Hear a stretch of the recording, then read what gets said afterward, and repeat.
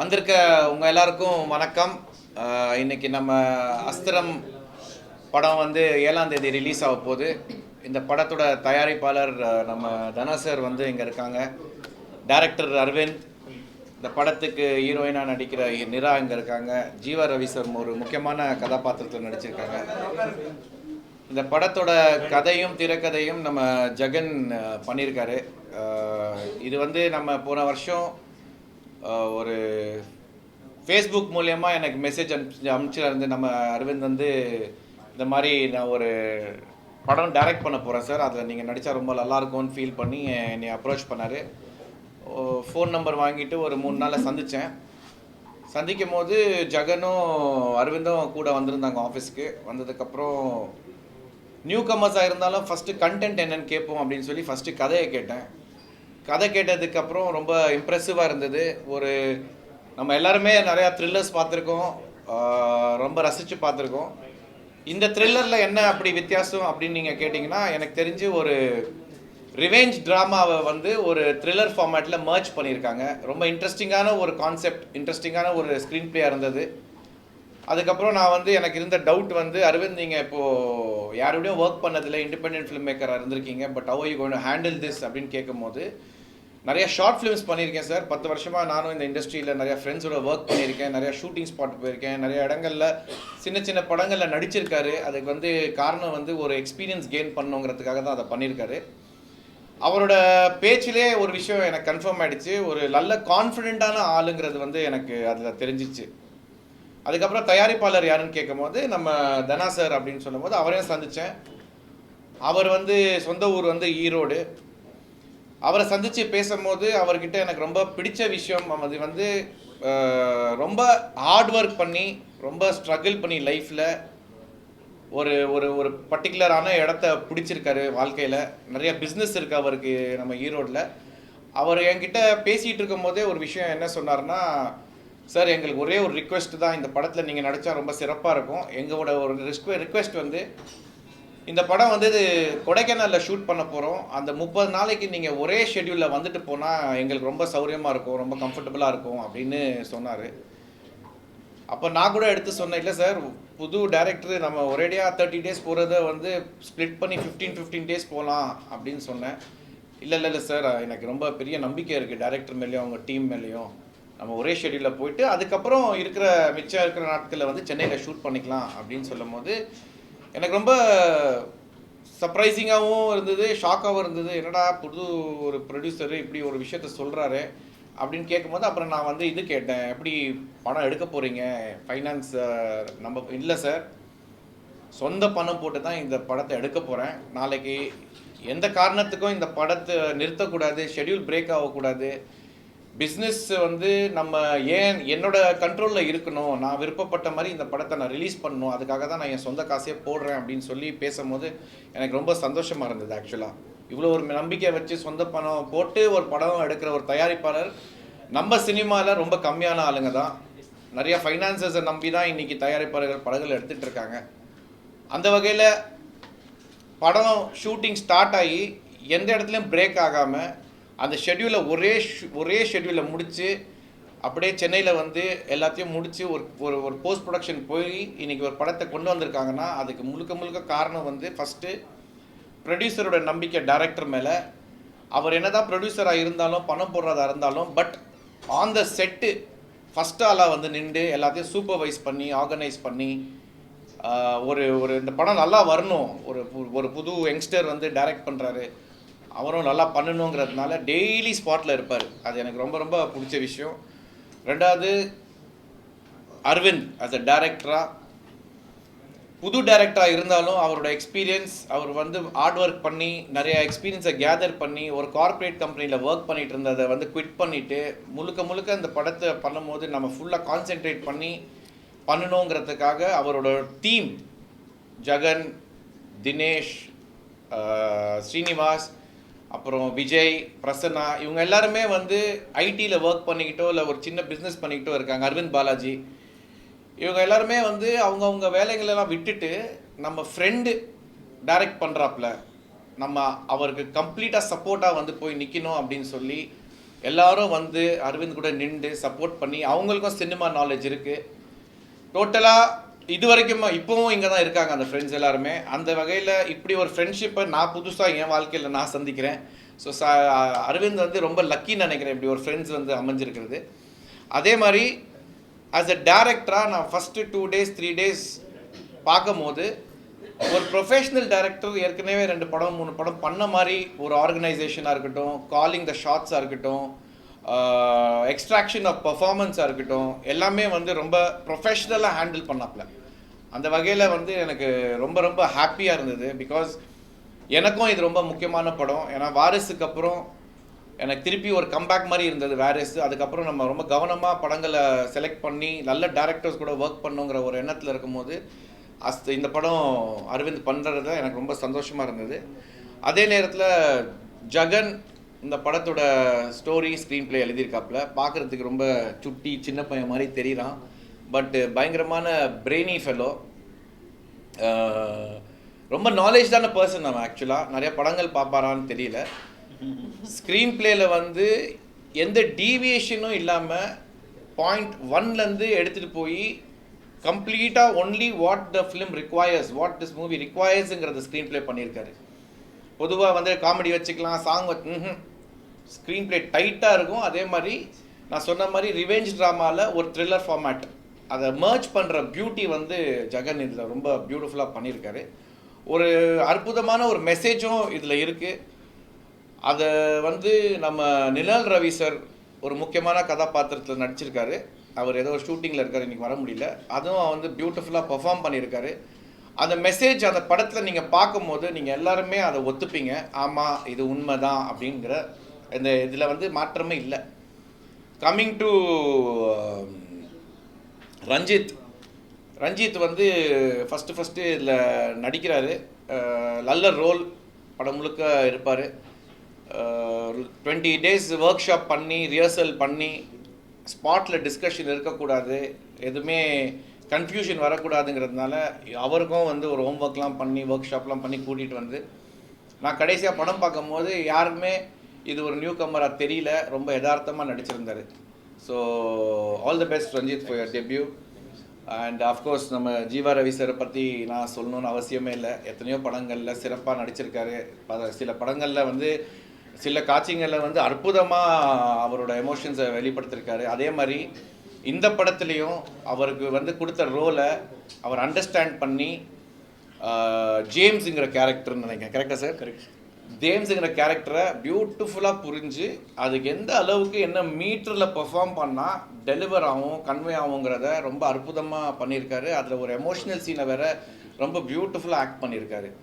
Thank you Jeeva sir for coming in to this film.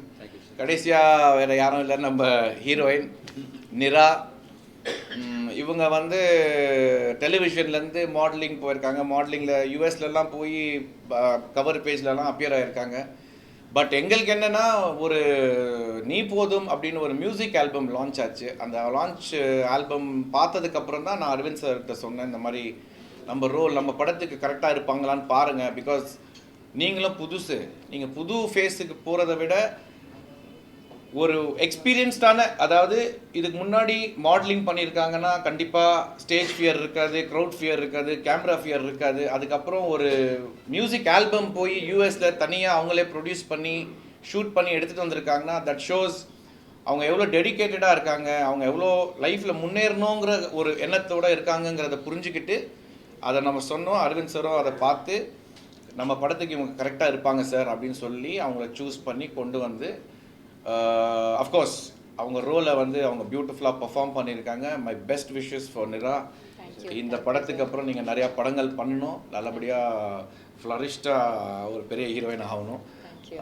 And I'm very very happy as an actor to be associated with this team. And கடைசியாக நம்ம John நம்மளுக்கு family மாதிரி. நான் எந்த படம் பண்ணாலும் அவருக்கு தெரியாமல் நான் பண்ண மாட்டேன். எது இருந்தாலும் அவருக்கு டிஸ்கஸ் பண்ணி தான் நான் பண்ணுவேன். பிகாஸ் அவர் ஸ்ட்ரெயிட்டாக என் ஃபேஸில் வந்து இது நல்லா இல்லை, இது பண்ணாதீங்க, பண்ணால் நான் வந்து பேச மாட்டேன் இப்படிலாம் கோச்சுப்பார். அந்த நேரத்தில் அந்த டைமில் நான் கூப்பிட்டு ஜான்கிட்ட அதுவும் அந்த வாரிசுக்கு அப்புறம் வாஸ் மோர் பர்டிகுலர் தட் இதுக்கப்புறம் நம்ம எங்கேயும் தவறு பண்ணக்கூடாது ஜி அப்படின்னு சொல்லி என்னை வந்து இவ்வளோ இந்த அளவுக்கு கூட இருந்து இந்த படம் பண்ண போகும்போது நான் சொன்னேன், இதுக்கு பயங்கரமான சப்போர்ட் தேவைப்படும் ஜான், நீங்கள் தான் ஃபுல் அண்ட் ஃபுல் பண்ணணும் அப்படின்னு சொல்லும் போது இப்போ வரைக்கும் டே ஒன்லேருந்து இப்போ வரைக்கும் என் கூட இருந்து இந்த படத்துக்காக சப்போர்ட் பண்ணி இதெல்லாம் ஆர்கனைஸ் பண்ணதுக்கு ரொம்ப ரொம்ப தேங்க்யூ ஜான். ஆனால் இன்னைக்கு கூட இந்த வேலை முடியல ஜான், மார்ச் 7 முடியாது ஜான், அதுக்கப்புறமா 2 வாரம் வேலை இருக்கும். அதுக்கு என்ன காஷ் கீஸ் எதுனா ப்ரொடியூசர்கிட்ட வாங்கிக்கோங்க. ஸோ எஸ், ஏன் இந்த எல்லாரையும் நான் ஏன்னா இங்கே இருக்கிற எல்லாருமே ரொம்ப பாசிட்டிவான பீப்புள், ரொம்ப நல்ல மனசோடு இருக்கிற ஒரு ஹியூமன் பீயிங்ஸ். ஸோ நான் ஒர்க் பண்ணும்போது ஒரு விஷயம் டெய்லி இருந்தது என்ன அப்படின்னா, எல்லாருடைய பாசிட்டிவிட்டி வைப்ரேஷன் வந்து it was throughout the film. So thank you so much Aravind sir and Dhana sir for giving me this opportunity. And press எப்போதுமே ஒரு சாஃப்ட் கார்னர் என் மேலே இருக்கும். என்னை எப்போதுமே சப்போர்ட் பண்ணியிருக்கீங்க, கைட் பண்ணியிருக்கீங்க, பாராட்டியிருக்கீங்க. அதே நேரத்தில் சில நல்ல நண்பர்கள் எங்க தப்பாச்சு, இதை எப்படி கரெக்ட் பண்ணிக்கணும் அப்படிங்கிறத கைட் பண்ணியிருக்கீங்க. கண்டிப்பாக அஸ்திரம் படத்தை நீங்கள் சப்போர்ட் பண்ணுவீங்க, என்கரேஜ் பண்ணுவீங்க. அந்த புது டீமை வந்து நல்லபடியாக சப்போர்ட் பண்ணி என்கரேஜ் பண்ணி சக்ஸஸ்ஃபுல் ஆக்குவீங்கன்னு நான் நம்புகிறேன். இங்கே வந்த எல்லாருக்கும், உங்கள் எல்லாருக்கும் ரொம்ப ரொம்ப தேங்க்ஸ். தேங்க்யூ.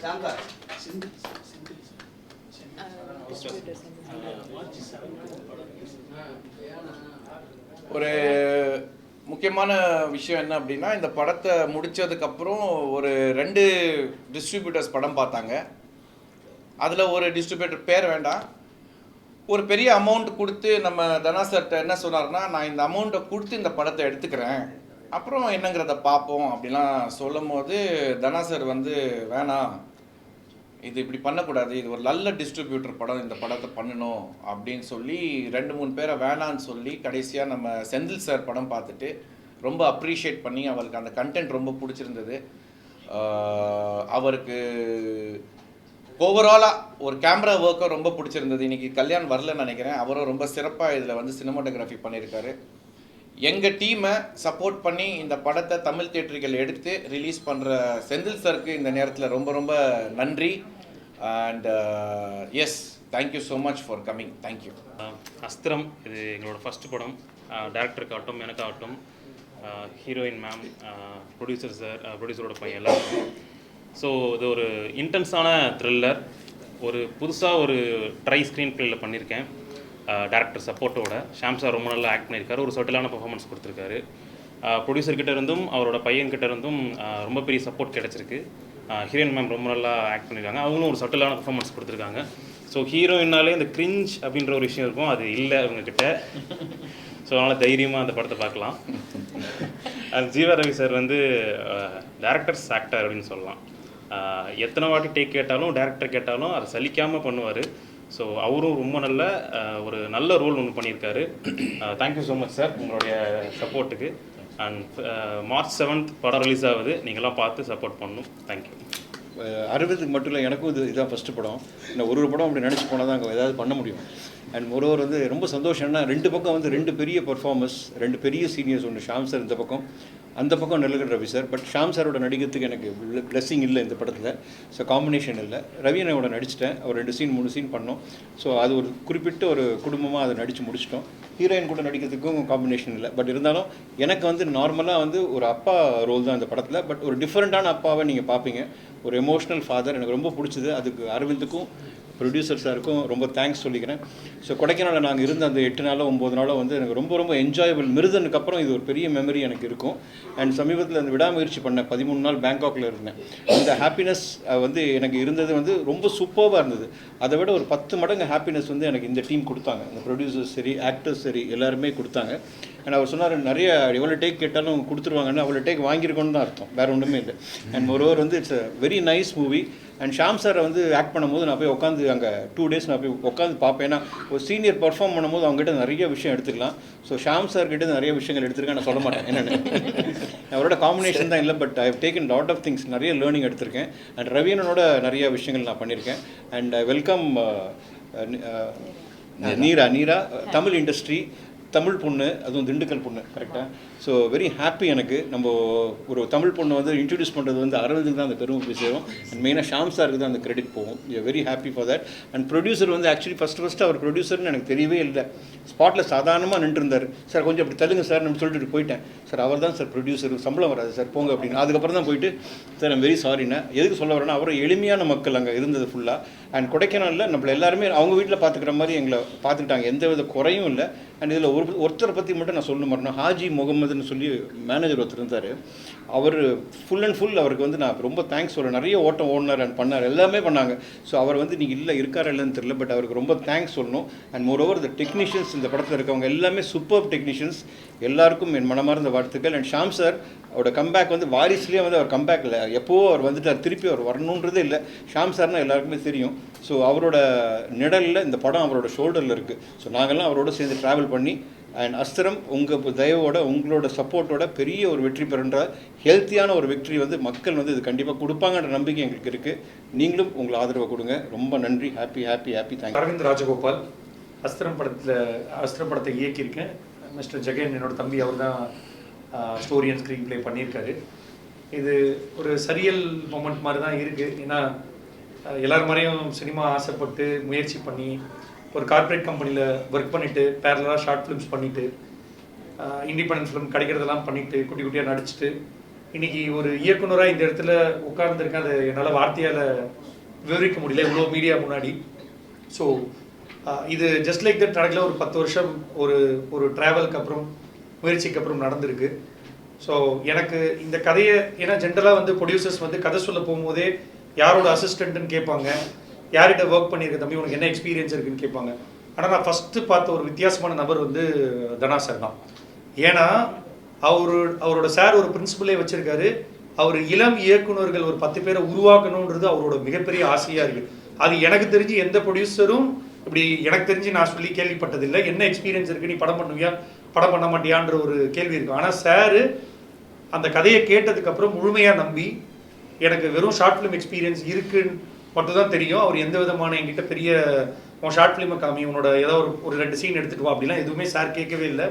அந்த கதையை மட்டுமே நம்பி, நான் சொன்ன கதையை நம்பி, என் வார்த்தையை நம்பி சார் வந்து என்னை நம்பி இன்வெஸ்ட் பண்ணது வந்து என்னை பொறுத்த வரைக்கும் அது ஒரு சாதாரண விஷயம் இல்லைன்னு நான் நினைக்கிறேன் இந்த காலகட்டத்தில். ஏன்னா எவ்வளோ அசிஸ்டன்ட் டைரக்டர்ஸ் பெரிய டைரக்டர்ஸ் கிட்ட ஒர்க் பண்ணிட்டு still they are struggling to get single producer.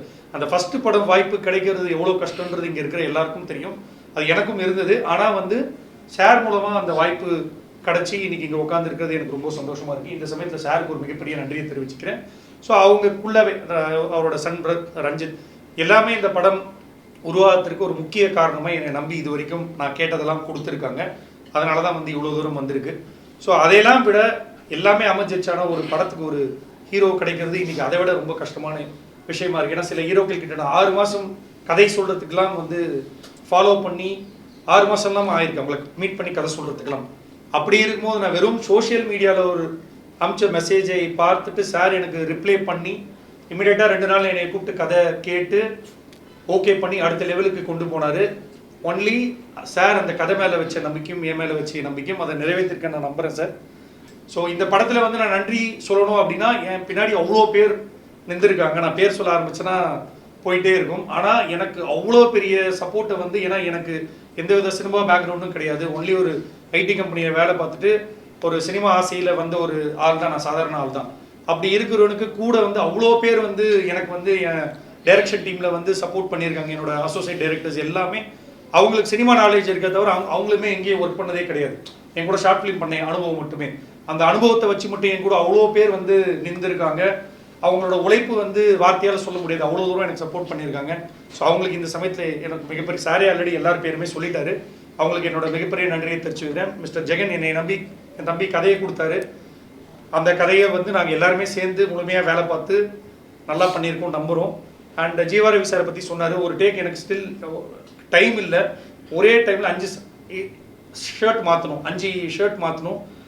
எனக்கு வேறு எந்த ஆர்டிஸ்டாக இருந்தாலும் இமீடியட்டாக பண்ணியிருப்பாங்களான்னு தெரில. நின்றுக்கிற இடத்துலேயே சட்டையை கழட்டிட்டு 5 தடவை மாற்றினார் சார். ஒரு அந்த ஷார்ட் முடிச்சோடனே 2 நிமிஷம், அடுத்த 2 நிமிஷம், 5 நிமிஷத்தில் டைம் இல்லை, முடிய போகுது கால் ஷீட்.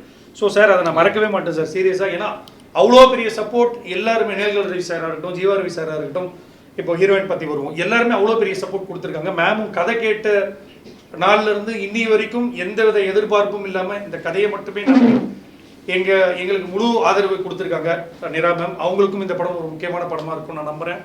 ஸோ இது இல்லாமல் எனக்கு பெரிய பக்கபலமாக இருந்த சில பேரை மட்டும் நான் சொல்லி முடிச்சுக்கிறேன்.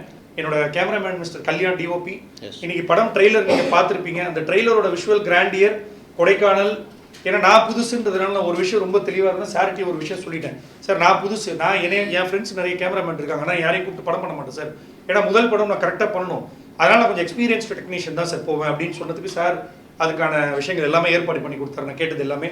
Mister Kalyan years did fantastic work. நீங்கள் ட்ரெய்லர் பார்த்துட்டீங்கன்னா உங்களுக்கு கண்டிப்பாக தெரிஞ்சிருக்கும். மியூசிக் டைரக்டர் சுந்தரமூர்த்தி, அவர் வந்து ஐரா, எட்டு தோட்டாக்கள், பொம்மை நாகி நிறைய படங்கள் பண்ணியிருக்காரு. அவரும் இந்த படத்தில் அவர் கையாண்ட ஆர்கெஸ்ட்ரேஷன், பேக்ரவுண்ட் ஸ்கோர் வந்து ரொம்ப புதுசாக இருக்கும். அந்த எக்ஸ்பீரியன்ஸ் வந்து நீங்கள் ஒரு நல்ல தேட்டரில் பார்த்தீங்கன்னா ஆடியோவாகவே நிறைய ஒர்க் பண்ணியிருக்கோம். சின்ஸ் நான் ஒரு டப்பிங் ஸ்டுடியோ பேரலாக வச்சுட்டு இருந்ததுனால அந்த சவுண்டில் கொஞ்சம் இன்ட்ரெஸ்ட்ன்றதுனால ஆடியோ சைடு பார்த்து வேலை பார்த்துருக்கோம். கண்டிப்பாக ஒரு நல்ல டால்பி தேட்டரில் இந்த படம் பார்த்தீங்கன்னா ஒரு மிகப்பெரிய அனுபவம் கொடுக்கும்னு நான் நம்புகிறேன். So and editor mister Boopathy, அவரை பற்றி சொல்லியே ஆகணும். ஏன்னா எனக்கு எல்லா வேலையுமே கூட இருந்து இன்னி வரைக்கும் பார்த்து கொடுக்கறது வந்து மிஸ்டர் பூபதி வந்து எடிட்டிங்கில் ஒரு பெரிய மேஜிக் பண்ணியிருக்காரு இந்த படத்துக்கு நான் நம்புகிறேன். ஸோ அவருக்கு இந்த சமயத்தில் மிகப்பெரிய நன்றியை தெரிவிச்சுக்கிறேன். இதை தாண்டி இந்த படத்தில் ஒர்க் பண்ண எல்லா டெக்னீஷியனுக்கும், mixing engineer mister Anand Ramachandran, so final mix ரொம்ப நல்லா பண்ணியிருக்காங்க. இந்த மாதிரி இந்த படத்தில் எனக்கு அவ்வளோ பேர் வந்து இது வரைக்கும் கூட இருந்து சப்போர்ட் பண்ணியிருக்காங்க. அவங்க எல்லாருக்கும் நன்றி. அதை விட எங்களால் முடிஞ்ச வரைக்கும் இந்த படத்தை வந்து நாங்கள் எங்கள் வேலையை சரியாக செஞ்சுருக்கோம்னு நம்புகிறோம். இனிமேல் நீங்கள் ப்ரெஸ்ஸு இது வரைக்கும் நிறைய நல்ல படங்களை இது வரைக்கும் நீங்கள் ஆதரவு பண்ணியிருக்கீங்க. அதுக்கு பல படங்கள் உதாரணம் இருக்குது. அந்த வரிசையில் கண்டிப்பாக அஸ்திரம் படத்தை நீங்கள் கண்டிப்பாக பாருங்கள். பார்த்துட்டு உங்களுக்கு பிடிச்சிருந்ததுன்னா கண்டிப்பாக இது நல்ல படம் மக்கள்கிட்ட கொண்டு போய் சேர்க்கறதுக்கு நீங்கள் எழுதுனீங்க அப்படின்னா கண்டிப்பாக அது மக்கள்கிட்ட கொண்டு போய் சேருன்ற நம்பிக்கை எனக்கு இருக்குது. ஸோ கண்டிப்பாக இந்த படத்தை நீங்கள் பார்த்துட்டு மக்கள்கிட்ட கொண்டு போகிறதுக்கு பெரிய சப்போர்ட் வேணும்னு நான் ரொம்ப தாழ்மையாக இந்த இடத்துல கேட்டுக்கிறேன். Thank you so much. எல்லாருக்கும் வணக்கம். ரொம்ப சந்தோஷமாக இருக்குது இப்படி ஒரு நிகழ்வில் நான் வந்து உங்கள் எல்லாரையும் சந்திக்கிறேன் அப்படிங்கிறதே. ஹீரோயின் ஆஃப் அஸ்திரம் அப்படிங்கிறது வந்து எனக்கு வந்து ரொம்ப ரொம்ப சந்தோஷமான ரொம்ப பெருமைப்படக்கூடிய ஒரு விஷயம். பிகாஸ் அந்த ஜேர்னி எனக்கு வந்து இட் வாஸ் நாட் ஈஸி. நிறைய ஸ்டீரியோ டைப்ஸை பிரேக் பண்ணி தான் இங்கே இந்த இடத்துக்கு வர வேண்டியதாக இருந்தது. டெலிவிஷனில் ஸ்டார்ட் பண்ணி அப்புறம் ஒரு இது வந்து நான் ஒரு ப்ரொஃபஷனாக சூஸ் பண்ணி இதுதான் என் ப்ரொஃபஷன்னு நான் மென்டலி டிசைட் ஆகும்போது நான் இதுக்கு எந்த அளவுக்கு தகுதியாக இருக்கேன் அப்படிங்கிறத உணர்றதை விட ரொம்ப யதார்த்தமாக எல்லாரும் மாதிரி நானும் வந்து ஏன் எனக்கு சான்ஸ் கிடைச்சா நானும் ப்ரூவ் பண்ணுவேனே இப்படி ஒரு மைண்ட் செட்லேயே தான் நான் ட்ராவல் ஆகிட்டு இருந்தேன். But there was a situation, ஒரு கட்டத்தில் இதை இப்படி பார்க்காம வேறு ஏதாவது பெர்ஸ்பெக்டிவில் பார்க்கலாமான்னு நினைக்கக்கூடிய ஒரு தருணம் வந்தது. அதை தான் வந்து சினிமாவுக்கு டைம் ரொம்ப முக்கியம்னு சொல்லுவாங்கல்ல, அதுதான் அந்த டைமான்னு எனக்கு தெரியல. அது அப்படி தான் நான் நம்புகிறேன். தட் டைம் இதை வேறு பெர்ஸ்பெக்டிவில் பார்க்கும்போது நான் ஏன் சான்ஸ்க்காக இங்கே போகணுமா அங்கே போகணுமா, ஏன்னா எங்கே போகணுன்னு தெரியாது போகணுன்னு நினச்சாலும். ஸோ என்ன பண்ணணும்னு தெரியாத போது நம்மளே ஒரு சான்ஸ் க்ரியேட் பண்ணிக்கலாமே அப்படிங்கிற ஒரு ஐடியா வந்தது. அப்படி பண்ணது தான் நீ போதும். அந்த நீ போதும் ஆல்பம் சாங் நம்ம சென்னையில் பண்ணாலே, நான் திண்டுக்கல்லில் பிறந்த சென்னையில் வளர்ந்த, ஸோ இங்கே இருக்கிற கான்டாக்ட்ஸை வச்சே நம்ம ஒரு ப்ராஜெக்ட் பண்ணணும், எலிவேட் பண்ணணும்னா அதுவே கஷ்டம். பட் அங்கே தனியாலாம் யூஎஸில் யாருமே தெரியாமல் ஒரு ப்ராஜெக்டை நான் வந்து க்ரியேட் பண்ணி அதை லான்ச் பண்ணும்போது பயங்கர எதிர்ப்புகள்னு சொல்ல முடியாது, நிறைய ஹர்டில்ஸ் வந்துச்சு. இண்டிபெண்ட்டாக இண்டிவிஜுவலாக நான் அதை வந்து ஹேண்டில் பண்ணுறது ரொம்ப சிரமப்பட்டேன். பட் ஒரு மேனிஃபெஸ்டேஷனோட, ஒரு ஸ்ட்ராங் வில்லோட நம்ம இஃப் வி மூவ் ஃபார்வர்ட் நடக்கிறதெல்லாம் கண்டிப்பாக நல்லதே நடக்கும் அப்படின்னு சொல்கிற மாதிரி, like everything was unfolding for me. எல்லாமே நல்லதே நடக்கும் அப்படிங்கிற மாதிரி எனக்கு காமிக்கக்கூடிய விஷயங்கள் Arya sir, Aishwarya Rajesh ma'am, Revathi ma'am and Khushbu ma'am, இவங்கள மாதிரி ஆட்கள் எல்லாம் எனக்கு அந்த ப்ராஜெக்ட் டிஜிட்டலாக லான்ச் பண்ணி கொடுத்தாங்க. ஏன்னா அது வந்து ஒரு women orient subject. And Shaam sir, Meena ma'am, Bharath sir இவங்க அண்ட் டைரக்டர் பரத் மோகன் சார் இவங்க எல்லாம் வந்து எனக்கு நேரில் வந்து எனக்கு அந்த சாங்கை லான்ச் பண்ணி கொடுத்துட்டு ஷாம் சார் வந்து ரொம்ப அப்ரிஷியேட்டிவாக பேசினாங்க எல்லாருமே. அண்ட் ஷாம் சார் ஆல்சோ ரொம்ப நிறைய விஷயங்கள் கேட்டார். இது எப்படி பண்ணீங்க, என்ன பண்ணீங்க, எப்படி பிளான் பண்ணீங்க, இந்த ஐடியா எப்படி வந்ததுங்கிறதுலாம் ரொம்ப யதார்த்தமாக கேட்டார் அந்த இடத்துல.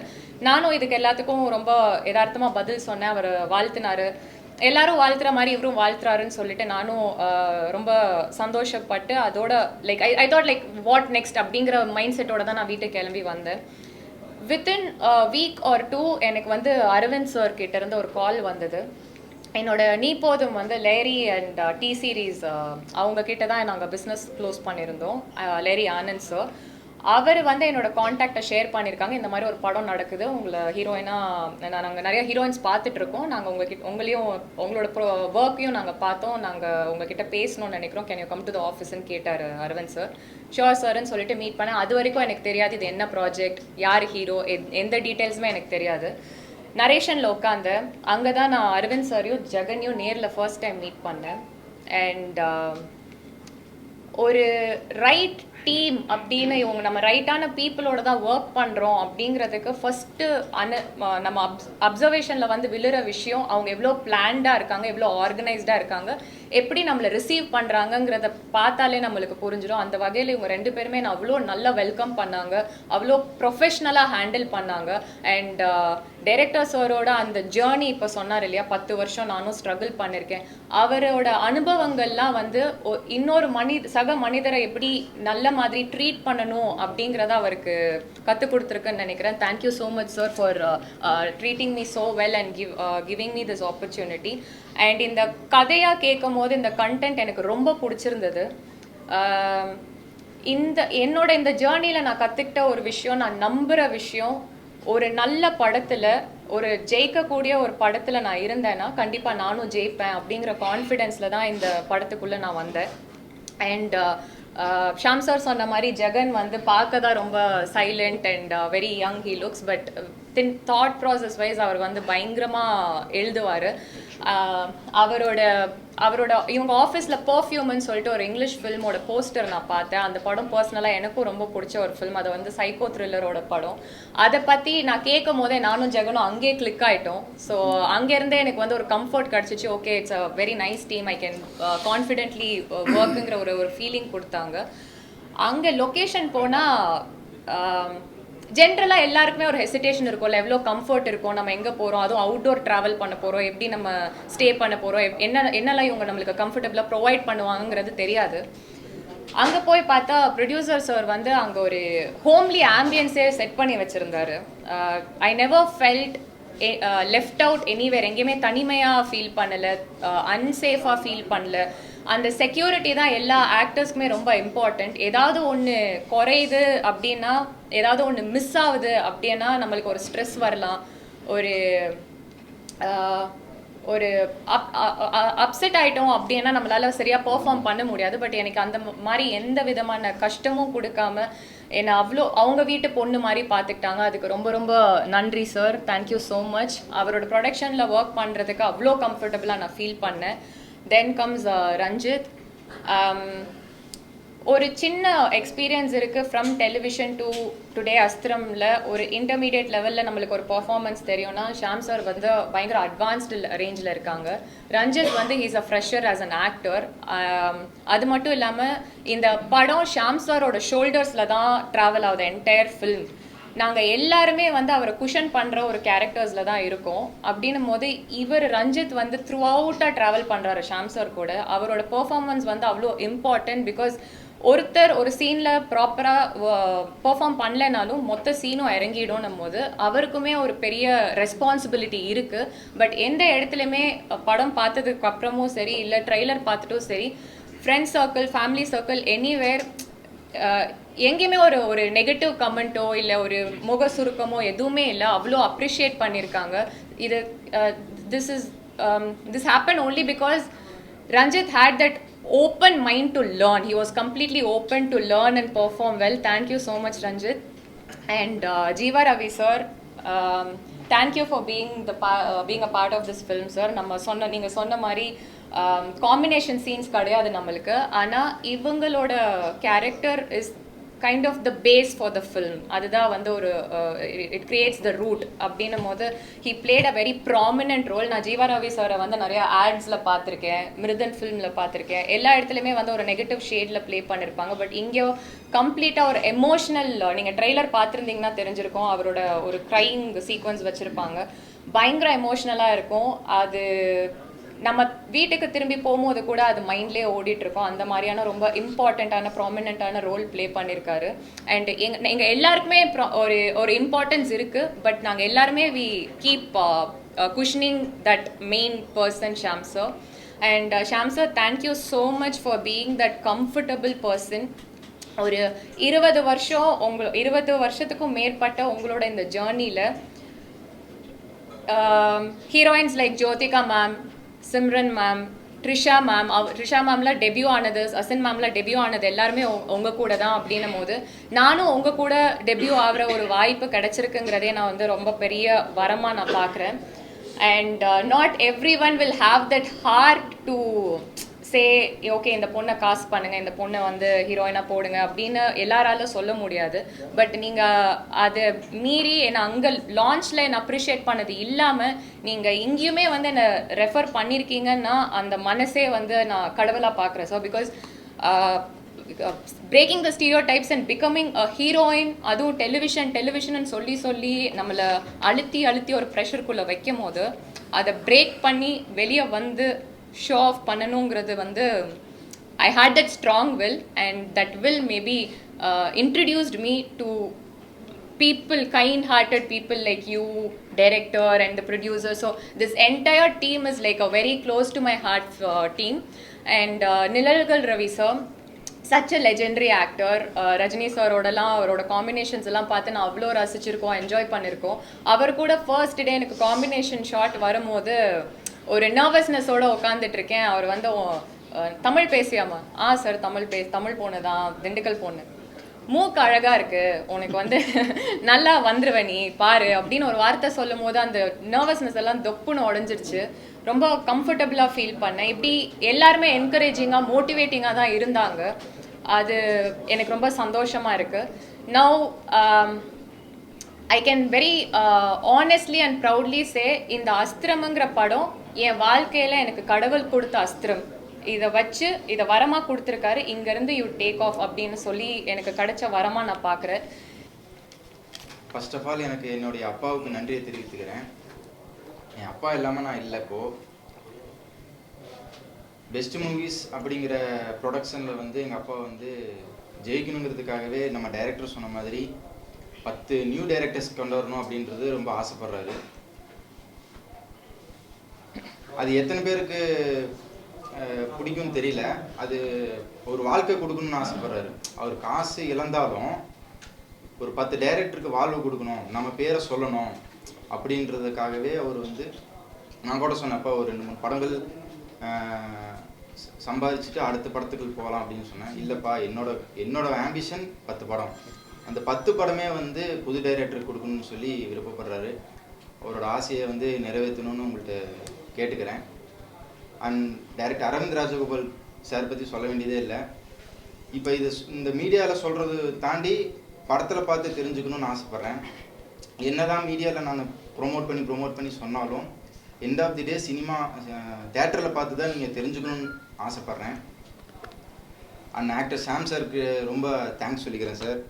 பிகாஸ் எனக்கு வந்து கேமரா இப்போ எப்படி என் முன்னாடி இருக்குதோ, அன்றைக்கி ஃபஸ்ட் டே ஃபஸ்ட் ஷூட் அப்போ எனக்கு ரொம்ப பயமாக இருந்தது, இப்படி பண்ணணும் அப்படிங்கும்போது.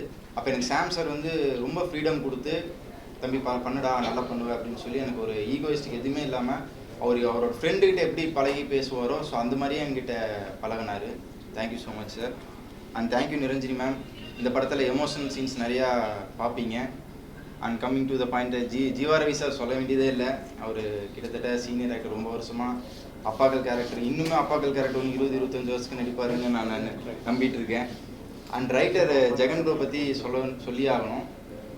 கதை இல்லாமல் படம் இல்லை. கதையில் வந்து ஒரு பிள்ளையார் சொல்லி போட்டு ஒரு பேப்பரில் எழுதுறது வந்து ஒரு கதை தான். அந்த கதை உருவானால் தான் அடுத்தது வந்து ஸ்டெப் பை ஸ்டெப்பாக ஒரு ஆக்டர்ஸ், ப்ரொடியூசர்ஸ் எல்லாமே வருவாங்க. அது ஜெகன் ப்ரோக்கு ரொம்ப ரொம்ப தேங்க்ஸ் சொல்லிக்கிறேன். அண்ட் நிறைய கேஸ்ட் அண்ட் க்ரூஸ் பண்ணிக்காங்க. கம்மிங் டு த பாயிண்ட், ஒரு சின்ன விஷயம், அது சீக்கிரமாக சொல்லி முடிச்சிடுறேன், 2 மினிட்ஸ். இப்போது நம்ம துணி கடைக்கெல்லாம் போவோம் இல்லைங்களா, ஒரு பெரிய துணி கடைக்கு போய் ஒரு 10,000 15,000 20,000 நம்ம பர்ச்சேஸ் பண்ணுவோம். ஆனால் அது வெளியே வந்ததுக்கப்புறம் பார்த்தீங்கன்னா கீழே இருக்கிற சின்ன கடைகள் நிறைய கடைகள் இருக்கும், பார்த்துருப்பீங்க. கொஞ்சமாவது மனசு இருக்கும், ஏதாவது ஒரு 2,000 வாங்கிடலாமா, ஒரு 3,000 வாங்கிடலாமான்னு. அது அந்த மாதிரி வாங்கணும்னு தோன்ற மனசு வாங்கி பாருங்கள். அந்த குடும்பத்துக்கு வந்து ரொம்ப ரொம்ப ரொம்ப பெரிய விஷயமா இருக்கும். அவங்களோட ஒரு ஒரு ஒரு வாரம் 10 வாரம் ஒரு மாதத்துக்கு அவங்களால சமாளிக்கக்கூடிய பணமாக இருக்கும். அவங்களுக்கு ரொம்ப கஷ்டப்படுறவங்களா இருக்கும். அந்த இடத்துல தான் அந்த சின்ன படமாக இப்போ வந்துட்டு இருக்கிறது. இந்த படமும் அந்த மாதிரி தான் நான் சொல்ல வரேன். பெரிய படத்துக்கு நிறைய கூட்டங்கள் போகுது, அது நல்ல விஷயம்தான். அதே சமயம் சின்ன படங்களுக்கும் ஒரு விதமான கூட்டங்கள் வரணும்னு ஆசைப்பட்றேன். அப்போ தான் அவங்களோட திறமைகள் எல்லாமே வந்து வெளியே வரும். ஆக்டர்ஸாக இருக்கட்டும், டைரக்டர்ஸாக இருக்கட்டும். நீங்கள் பார்த்த படங்கள் எல்லாமே டெபியூட் டைரக்டர்ஸ் தான் வந்து நிறைய ஹிட் படங்கள் வந்துட்டுருக்கு. ஸோ அதனால் வந்து கல்யாணத்துக்கு வந்து சாப்பாடு சாப்பிட்டு நல்லா இருக்கா நல்லா இல்லையான்னு வந்து பார்த்து சாப்பிட்டதுக்கப்புறம் தான் தெரியும். ஸோ அந்த மாதிரி கல்யாணத்துக்கு இன்வைட் பண்ணியிருக்க மாதிரி இந்த படத்துக்கு இன்வைட் பண்ணுறோம். அதை சாப்பிட்டுட்டு நீங்கள் வந்து படத்தை பார்த்துட்டு எனக்கு வந்து நல்லா இல்லைனாலும் நல்லா இல்லைன்னு சொல்லுங்கள், நல்லா இருக்குன்னா நல்லா இருக்குன்னு சொல்லுங்கள். Thank you so much. Thank you. March 7th, March 7ஆம் தேதி இந்த படம் வந்து அஸ்திரம் படம் ரிலீஸ் ஆகுது. கண்டிப்பாக ஒரு த்ரில்லர் ஃபார்மேட்டில் ஒரு இன்ட்ரெஸ்டிங்கான ஸ்க்ரீன் பிளேயோட இந்த படம் வந்து முழுசாக ஒரு நல்ல படமாக அமைஞ்சிருக்கு. கான்ஃபிடண்ட்டாக எனக்கு சொல்ல முடியும், இது வந்து டெஃபினட்டாக உங்கள் டைமுக்கும் சரி, நீங்கள் காசு கொடுத்து டிக்கெட் வாங்குகிற ஒரு அந்த காசுக்கும் சரி, it will be worth it. வந்து இந்த படத்தை பார்த்து என்கரேஜ் பண்ணி இந்த யங் டீமை, நியூ கமர்ஸை என்கரேஜ் பண்ணி அவங்களுக்கு சக்ஸஸை கொடுப்பீங்கன்னு நான் நம்புகிறேன்.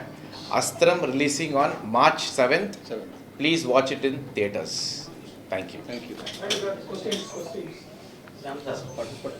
நீங்கள் வந்து வாரிசுக்கு அப்புறம் ஸ்டார்ட் பண்ணுற நல்ல புது அப்கமிங் டைரக்டர், ஷார்ட் ஃபிலிம்லாம் பண்ணிட்டு இருந்தாரு, பேரே வந்து அஸ்திரம் கொடுத்துருக்காரு. இந்த படம் உங்களுக்கு அடுத்த சினிமா கேரியருடைய பிரம்மாஸ்திரமாக கொடுத்துருக்காரா? பிரம்மாஸ்திரமாக கொடுத்துருக்காராங்கிறது March 7ஆம் தேதி நம்ம ஆடியன்ஸ் அதை சொல்லிடுவாங்க. பட் எனக்கு என்னடானா, ஒரு நல்ல டைரக்டரோட ஒரு நல்ல கதையில் நடிச்சிருக்கிற திருப்தி எனக்கு இருக்குது இப்போது. அதாவது நான் சொன்ன மாதிரி ஃபஸ்ட்டு நம்ம என்டர் ஆகும்போது ஒரு நடிகனாக மட்டும்தான் ஆகணுங்கிற ஒரு எண்ணத்தில் உள்ளே வந்தேன். ஜீவா சார் எனக்கு ஒரு வாய்ப்பு கொடுத்தாரு. பட்டு மற்ற விஷயங்கள், மற்ற எக்ஸ்பீரியன்ஸ் எதுவுமே இல்லை அந்த டைமில். சில தவறுகள் நடந்தது. பட் அது மாதிரி அதை வந்து நான் நெகட்டிவாக எடுத்துக்கிட்டு டிப்ரெஷனில் போகிற ஆள் நான் கிடையாது. நான் எப்போதுமே நாளைக்கு என்ன அப்படிங்கிற யோசிக்கிற ஒரு ஆள் தான் நான். இப்போது வாரிசுக்கு அப்புறம் நான் கரெக்டாக நல்லபடியாக சூஸ் பண்ணணும் அப்படிங்கிற ஒரு எண்ணத்தில் இருக்கும் போது, இப்போது துரை செந்தில் சார் டைரக்ஷனில் படம் நடிச்சிட்ருக்கேன். விஜயாதிராஜ் டைரக்ஷனில் ஒரு படம் ஷூட்டிங் போயிட்டுருக்கு. அந்த வகையில் ஒரு புது டைரக்டரை நான் சூஸ் பண்ணுறேன் அப்படின்னா, இவ்வளோ எக்ஸ்பீரியன்ஸுக்கு அப்புறமும் திருப்பி புதுசாக அப்படிங்கிற போது இருக்கும்போது எனக்கு அரவிந்த் மேலே இருந்த நம்பிக்கை, கதை மேலே இருந்த நம்பிக்கை என்னை கைவிடாது. கண்டிப்பாக இந்த படம் எனக்கு ஒரு நல்ல பேரை வாங்கி கொடுக்கும். அதே நேரத்தில் ஒரு நல்ல படத்தை தேர்ந்தெடுத்து நடிச்சிருக்கேங்கிற பேரும் எனக்கு இந்த படம் நிச்சயமாக கொடுக்குங்கிறதுல எந்த சந்தேகமும் இல்லை. வாரிசு பட டைமில் வந்து உங்கள் ரசிகர்லாம் என்ன சொன்னாங்கன்னா, கம்பேக் ஷாம் சொல்லிட்டு ரொம்ப சோஷியல் மீடியா ட்ரெண்ட் பண்ணாங்க. அந்த நேரத்தில் வந்து உங்களுக்கு என்ன தோணுச்சு? ஏன்னா அதுக்கு முன்னாடி வந்து உங்களை வந்து யாரும் வந்து மேக்ஸிமம் பேசலை. வாரிசில் நடிக்கும் போது எல்லாம் உங்களுக்கு பேச ஆரம்பிச்சுட்டாங்க. அதுக்கப்புறம் ஏன் சார் இந்த டிலே, இவ்வளோ டிலே? அதுதான் இப்போது ஃபஸ்ட்டு 12 வீக் அப்புறம் 4 படம் இமீடியட்டாக சைன் பண்ணேன். அந்த தவிர இப்போ நான் பண்ணக்கூடாதுங்கிறதுல ரொம்ப கிளியராக இருக்கேன். ஒரு படம் பண்ணாலும் கரெக்டான படம் பண்ணலான்ட்டு. இப்போ நான் வாரிசுக்கு அப்புறம் கோலிசோடான்னு ஒரு வெப் சீரிஸ் விஜய் மில்டன் டைரக்ஷனில் பண்ணியிருக்கேன். அது ஹாட்ஸ்டாரில் ரிலீஸ் ஆயிடுச்சு. அதுக்கப்புறம் இப்போது அஸ்திரம், நொடிக்கு நொடி, அப்புறம் துரை செந்தில் சாரோட இயக்கத்தில் ஒரு படம். இந்த எல்லா படமும் சிறப்பாக இருக்கும், நல்ல படமாக இருக்கும், நல்ல டைரக்ஷனாக இருக்கும். என்னோட ரோலும் என்னோட பெர்ஃபார்மன்ஸும் ரொம்ப நல்லா இருக்குங்கிறதுல எனக்கு எந்த டவுட்டும் இல்லை. அதே நேரத்தில் தெலுங்குலேயும் நடிக்கிறேன், கன்னடாலையும் நடிக்கிறேன். ஸோ இது வந்து போயிட்டு தான் இருக்குது. 6 கேண்டில் நீங்கள் வந்து உடம்ப வருத்தி ஒரு ஆக்டிங் கொடுத்துருப்பீங்க. இதில் ஏதாவது ஸ்பெஷல் வச்சுருக்கீங்களா இந்த படத்தில்? இதில் அந்த மாதிரியான ஒரு ஸ்கோப்போ இல்லை பெர்ஃபார்மன்ஸ் டிமாண்ட் அப்படி கேட்கல. பட் என்னென்னா, படம் முழுக்க இவங்க சொன்ன மாதிரி ஷாமோட ஷோல்டரில் இந்த படத்தை கேரி பண்ணுற அளவுக்கு அந்த ஸ்க்ரீன் பே இருந்தது. ஸோ அதில் நான் ரொம்ப கவனமாக இருந்தேன். என்னை நம்பி இந்த படத்தை இவ்வளோ இவ்வளோ எல்லா சீனும் நான் தான் கேரி பண்ணணும் அப்படிங்கிற ஒரு விஷயத்த ஃபோக்கஸ் பண்ணி, நல்ல வேளை எனக்கு ஒரு விஷயம் என்ன அமைஞ்சதுன்னா இந்த படத்தில் ஒரே டைமில் ஷூட் பண்ணதுனால வேறு எந்த டீவியேஷனோ டிஸ்ட்ராக்ஷனோ வேறு ஒரு ஷூட்டிங் போயிட்டு வந்து இங்கே அட்டென்ட் பண்ணுற மாதிரி இல்லாமல் இந்த படத்தை முழுக்க முழுக்க ஒரே ஷெட்யூலில் முடித்ததுனால பார்த்தவங்க சொன்னது என்ன அப்படின்னா, ஷாம் சார் வந்து கரெக்டாக அந்த புரிஞ்சுக்கிட்டு எடுத்துகிட்டு போயிருக்காரு, எங்கேயுமே தப்பு இல்லாமல் ஒரு ட்ராப் இல்லாமல் அந்த ரோலை கரெக்டாக பர்ஃபார்ம் பண்ணியிருக்காரு அப்படின்னு சொல்லி வந்து எனக்கு ரொம்ப சந்தோஷமாக இருந்தது. நீங்கள் தோல்வி இதெல்லாம் வந்து திருஷா இவங்களாம் சொன்னாங்க, அப்போ இது பண்ணாங்க. ஆனால் உங்களுக்கு ஹைட்டு, கலரு, அழகு எல்லாமே இருக்குது. இப்படி எந்த இடத்துல கோட்டையை விட்டுட்டீங்க? கோட்டையை விட்டுட்டேன்னு நான் சொல்ல மாட்டேன், பட் ஃப்ரெண்ட்ஸுங்க இருந்தாங்களா? இல்லை அது இல்லை, பேச்சு கேட்டு இதுவாகிட்டு இல்லை அப்படி கிடையாது. ஆக்சுவலாக வந்து எல்லாருக்குமே வந்து ஒரு டைம் அமையணும், வெற்றியும் அமையணும். இப்போ நான் வந்து சினிமாவுக்கு வரும்போது நான் பெரிய ஒரு ஜேர்னிலாம் நான் க்ராஸ் பண்ணல. ஒரு 3 இயர்ஸாக ட்ரை பண்ணேன், ஒரு பெரிய சந்தர்ப்பம் கிடைச்சது. இப்போவும் வந்து 12B படங்கிறது வந்து எனக்கு மிகப்பெரிய ஒரு டெபியூ வெஹிக்கிள் தான் அது. பட் மற்றவங்க நடிகர்கள்லாம் எடுத்து பார்க்கும்போது பார்த்தீங்கன்னா அவங்க பட்டிருக்கிற கஷ்டமும் அவங்க இப்போ கோயிங் த்ரூ ஸ்ட்ரகிளும் பார்த்தீங்கன்னா ரொம்ப ரொம்ப கஷ்டப்பட்டிருக்காங்க. ஸோ அந்த கஷ்டத்துக்கு இன்றைக்கி சில பேருக்கு, ஃபார் எக்ஸாம்பிள் சிவகார்த்திகேயனை எடுத்துக்கலாம். அவர் சாதாரணமாக வரல, அவர் பல வருஷமாக கஷ்டப்பட்டு டெலிவிஷனில் இருந்து விஜய் டிவியில் ஆங்கர் பண்ணி அப்புறம் டான்ஸ் ஷோலாம் பண்ணி அதுக்கப்புறம் ஒரு சந்தர்ப்பம் கிடச்சி அதுக்கப்புறம் வெற்றி அடைஞ்சு இப்போ ஒரு ரேஞ்சுக்கு போயிருக்காரு. அது ஒரு அனுபவத்தை ப்ராப்பராக யூஸ் பண்ணிக்கிட்டார் அவர். எனக்கு வந்து கரெக்டாக டெபியூ ஆனதுக்கப்புறம் ஒரு கைடன்ஸ் இல்லாமல் இருந்ததுக்கு காரணம் எனக்கு பேக்ரவுண்ட் இல்லை. பட் அதை நான் குறையாக சொல்ல முடியாது, எனக்கு அது தெரிஞ்சு தான் நான் சினிமாவுக்கு வந்தேன். எனக்கு என்ன அப்படின்னா, நான் வந்து ஒரு நல்ல நடிகனாக ஆகணும், நல்ல ஒரு இடத்துக்கு போய் சேரணும் அப்படிங்கிற மாதிரி தான் வந்திருக்கேன். அதை நான் வந்து அது ஒரு ஜேர்னியாக தான் பார்க்குறேன். அப்ஸ் அண்ட் டவுன்ஸ் எல்லாருக்கும் இருக்கும், இல்லை டவுனாக இருந்து அப்பா இருக்கும், இல்லைன்னா அப்பா இருந்து டவுனாக இருக்கும். என்னோடய ஜேர்னியில் எப்படி இருந்தாலும் ஐ எம் 1%. நான் ரொம்ப நன்றி சொல்லுவேன் கடவுளுக்கு. ஏன்னா எனக்கு கிடைச்சிருக்க ட்ரீம், என் கையில் கிடைச்சிருக்கிறது வந்து எல்லாருக்கும் கிடைக்காது. பட் இன்ன வரைக்கும் 22 இயர்ஸாக 3 லாங்குவேஜில் நான் நடிச்சுக்கிட்டு இருக்கிறது வந்து I think it's gift from God and I'm very thankful. இங்கேருந்து நம்ம எடுத்துகிட்டு போகலாம். வேறு சார், நீங்கள் ஷோ பண்ணதில் ஜட்ஜாக நீங்கள் இருந்தீங்க, அது கீழே வந்து கண்டிஷன் தான் இவர் சிவகார்த்தி இருந்தார். இன்னைக்கு சிவகார்த்தி அங்கே இருக்காரு, இதை எப்படி பார்க்குறீங்க?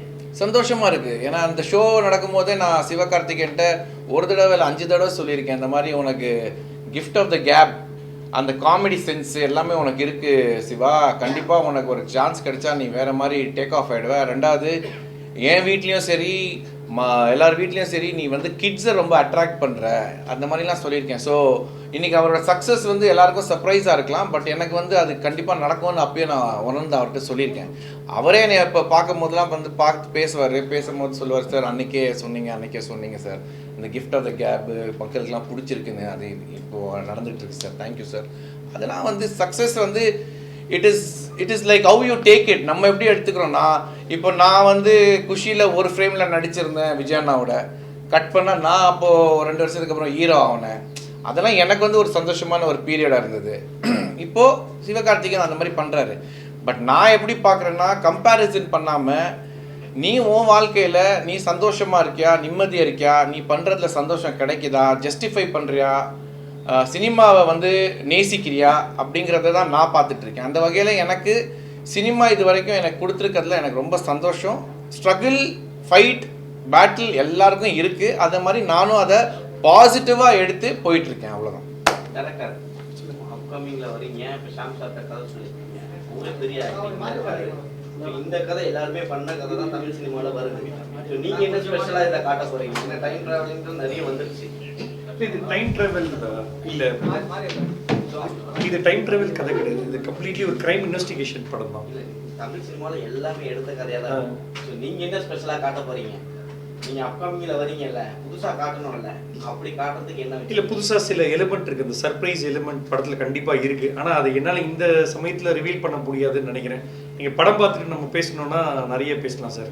ஏன்னா சர்ப்ரைஸ் எலிமெண்ட் கண்டிப்பாக இருக்குது. இது ரெகுலர் கிரைம் த்ரில்லர் பேட்டர்னில் இருக்காது இந்த படம். அதை உடச்சி தான் மிஸ்டர் ஜெகன் வந்து ஸ்க்ரீன் ப்ளே பண்ணியிருக்காரு. ஏன்னா எங்களுக்கே அதில் உடன்பாடு இல்லை. ஒரு கொலை நடக்குது, ஒரு ஹீரோ போலீஸை அவர் இன்வெஸ்டிகேட் பண்ணுறாரு, இல்லை சீரியஸ் ஆஃப் கொலை நடக்குது, அதை கண்டுபிடிக்க ஹீரோ இன்வெஸ்டிகேட் பண்ணுறாரு. அந்த பேட்டர்னையும் நாங்கள் பிரேக் பண்ணியிருக்கோம் இதில். அதை பிரேக் பண்ணி தான் நாங்கள் முதல் டிஸ்கஷன்லேயே சொல்லிட்டோம், ரெகுலர் க்ரைம் த்ரில்லர் பண்ணக்கூடாது, அதில் என்ன புதுசு பண்ணலாம் அப்படின்னு பேசி தான் நாங்கள் பண்ணியிருக்கோம். ஆனால் அன்ஃபார்ச்சுனேட்லி அந்த பண்ண விஷயத்தை இங்கே ரிவீல் பண்ண முடியாதா, ஏன்னா ஆடியன்ஸ்க்கு மிகப்பெரிய சர்ப்ரைஸ் இருக்குது படம் பார்க்கும்போது. அதனால் அதை வந்து நம்ம ஃபீல் பண்ணணும்னு நான் விட்டுறேன். அந்த எக்ஸ்பீரியன்ஸ் அவங்க எக்ஸ்பீரியன்ஸ் பண்ணணும்னு நான் அதுக்கு அதை ரிவீல் பண்ணாதீங்க, ப்ரொடியூசர் ரிவீல் பண்ணுங்க. அவங்க பையனை கதையில் இறக்கிருக்கீங்க, அது ப்ரொடியூசருக்காகவா இல்லை பையனை போட்டே ஆகணும் ப்ரொடியூசருக்காகவா? இல்ல சார் வந்து அது ப்ரொடியூசரே சொன்னாரு, என் பையன் நடிச்சாலும் வந்து முக்கியத்துவம் கொடுக்கணும், போஸ்டர்ல வரணும், நான் டான்ஸ் அதெல்லாம் இல்லாம ரஞ்சித்தே வந்து சின்னதா ஸ்டார்ட் பண்ணி நான் போறேன்ப்பா சினிமாவை கத்துக்கிறேன் அப்படின்னு சொல்லி தான் அவர் ஒத்துக்கிட்டாரு. இது வரைக்குமே வந்து அவர் எந்த விஷயத்துலையும் ஃபோர்ஸ் பண்ணல, என் பையன் தான் வரணும், என் பையன் தான் இருக்கணும் அப்படி இல்லை. என்ன ரோல் இருக்கோ அதை பண்ணிட்டோம். படம் முழுக்க இது ஒரு ஒரு ஒரு ஹீரோ ஓரியன்ட் ஃபிலிம் தான். அது ஒரு எக்ஸ்பீரியன்ஸுக்காக உள்ளே போய் கற்றுக்கோ அப்படிங்கிற மாதிரி அமைச்சிருக்கா தவிர ஃபோர்ஸ்லாம் எதுவுமே பண்ணல. சார் இப்போ நீங்கள் பெரிய ஆக்டராக இருந்திருப்பீங்க, ஃபர்ஸ்ட் ரோலாக உங்களை வந்து ஆடியன்ஸில் நல்லா கவர் பண்ணியிருப்பாங்க. இப்போ வந்து எப்படி இருக்கும் சரிங்களா? அதுக்கப்புறம் வந்து என்னன்னா, இப்போ பெரிய பெரிய படங்கள் வரும்போது சின்ன படங்களை நசிக்கிறாங்க. அது இல்லாமல் பெரிய படம் ரிலீஸ் பண்ணும்போது எந்த படத்தை வந்து வெளியிட மாட்டாங்க. அது இல்லாமல் வந்து ஆடியன்ஸும் உள்ளே போக மாட்டாங்க. ஸோ இப்போ இந்த காலகட்டத்தில் இப்போ சாரி சொன்னார் நம்ம சின்ன படம் தான் பண்ணுறோன்ட்டு, நீங்களும் அதை ஒத்துக்குனீங்க. ஸோ இப்போ எப்படி ஆடியன்ஸ் சின்ன படம் பெரிய படங்கிறது வந்து எனக்கு தெரிஞ்சு ரிலீஸுக்கு அப்புறம் தான் சார் முடிவு பண்ணோம். நம்ம சும்மா 100 கோடி எடுத்த படம் பெரிய படமும் கிடையாது, 5 கோடியில் எடுத்த படம் சின்ன படமும் கிடையாது. அது ரிசல்ட் என்ன? இப்போ லப்பர் பந்து பெரிய படமா சின்ன படமா நீங்கள் சொல்லுங்கள். ஆனால் எனக்கு தெரிஞ்சு அதுதான் மிகப்பெரிய படம்.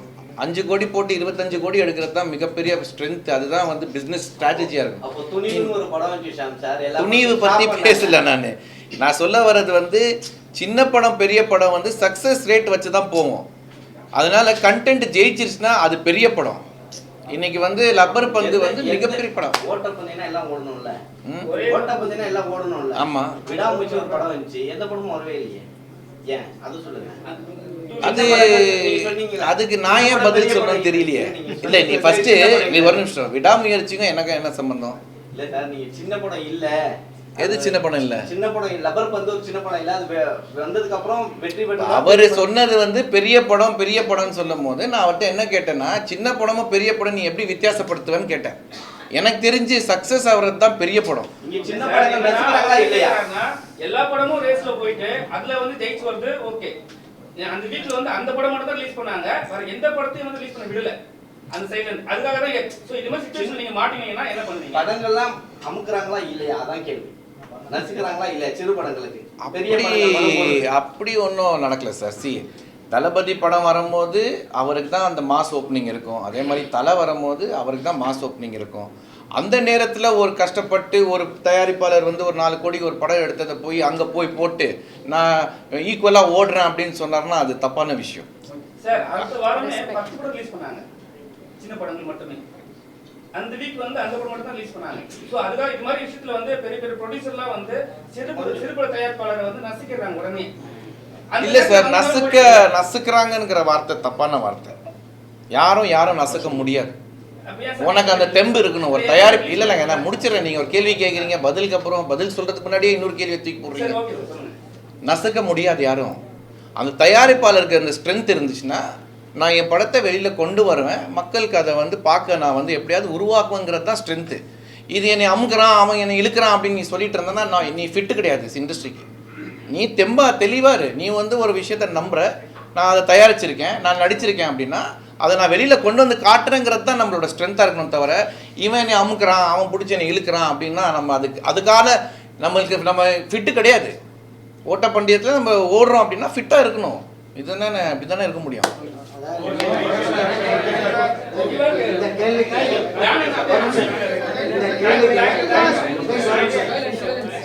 இந்த கேள்விக்கு ஒரு ப்ரொடியூசர் தான் ஒரு ஹீரோ பதில் சொல்லுங்க. கேட்டீங்களா? அந்த கேள்விக்கு பதில் சொல்ல வேண்டிய இடத்துல ஏன்னா அது வந்து ஹீரோ கேட்டாங்க கிடையாது. அவங்க படம் முடிச்சிட்டாங்க, டேட் அவங்க பண்ண முடியாது. நாங்கள் தான் வந்து அதுக்கப்புறம் போஸ்ட் ப்ரொடக்ஷன் வேலையை முடிச்சுட்டு எல்லா பிரச்சனையும் சமாளிச்சுட்டு ஒரு யூனிவர்சிட்டி வந்து நிற்கிறப்போ இந்த சிக்கல் ஏற்படும். நான் விடாமுயற்சியோடு வரேன்னு சொல்லிட்டேன். உங்களுக்கு யாருக்கா தெரியுங்களா? நான் சொல்லுவேன், விடாமுயற்சியோடு நாங்கள் வர தயார். நாங்கள் சின்ன படம் பெரிய படம் நாங்கள் பயப்படல, அவர் கூட நாங்கள் வரோம். அப்படின்னு நாங்கள் டேட் அறிவித்தோம். எது நான் கேட்டது, எங்களுக்கு தியேட்டர் தரத்துக்கு யார் இருக்கா? முதல் படத்துக்கு எங்களுக்கு முதல் ஷோ தரக்கூடாது. 6 மணி ஷோ 9 மணி ஷோ 150 தேட்டர் தரேன்னு சொன்னீங்களே, எனக்கு விடாமுயற்சியில் கொடுங்க, நான் ரிலீஸ் பண்ணுறேன். அதுக்கு யார் தரல? இந்த சினிமா இண்டஸ்ட்ரியில் இருக்கக்கூடிய விஷயங்கள் தான். எது நான் யாரையும் நான் குறிப்பிட்டுலாம் சொல்ல முடியாது. அப்போ சின்ன ப்ரொடியூசர் அதில் வர தயாராகிட்டாங்கல்ல. நீங்கள் கேட்டீங்களா 14ஆம் தேதி எப்படி 7 பேர் வந்தாங்கன்னு? 14ஆம் தேதி வருவாங்க, அந்த முன்னாடி தேதியில் வர முடியும். அவங்களுக்கு இடம் இல்லை, தரலைங்கிறப்ப அவங்க ரிலீஸ் வந்து இவ்வளோ தூரம் பாடுபட்டு 2 வருஷம் வேலை பார்த்துட்டு வரும் சார். 2 வருஷம் வேலை பார்த்துட்டு கோடிக்கணக்கில் செலவு பண்ணிட்டு அவங்ககிட்ட கொண்டு போய் ஒரு ஷோக்கு எங்கள் படத்தை அடமானம் வச்சு வர முடியும். அந்த பயத்தில் தான் யாரும் ரிலீஸுக்கு வரமாட்டேங்கிறாங்க. தொடர்ந்து கண்டினியூட்டாக இன்னொன்று என்ன பண்ணுறாங்கன்னா, ஒரு படத்தை பெரிய படத்தை 15 நாள் ஒர்க் பண்ணுறாங்க, லாக் பண்ணுறாங்க, யாருக்கும் இடம் தர மாட்டேங்கிறாங்க. அப்போ இந்த தருணத்தில் ஒரு தயாரிப்பாளர் எப்படி துணிஞ்சு வருவான்? நான் வட்டி வாசிக்கு வாங்காமல் சொந்த காசை போட்டு வந்தங்காட்டி இவங்களோட மோதுறேன். வட்டிக்கு வாசி வாங்கினவங்க தள்ளிட்டு போயிடறான். வர 10,000 5,000 போயிடுவேன் பயந்துக்கிட்டு தான் வெளியே போகிறாங்களே தவிர அவங்கள கண்டு பயந்தல்ல. இதுதான் வந்து சினிமா. அந்த சினிமாவுக்கு சப்போர்ட் பண்ணு.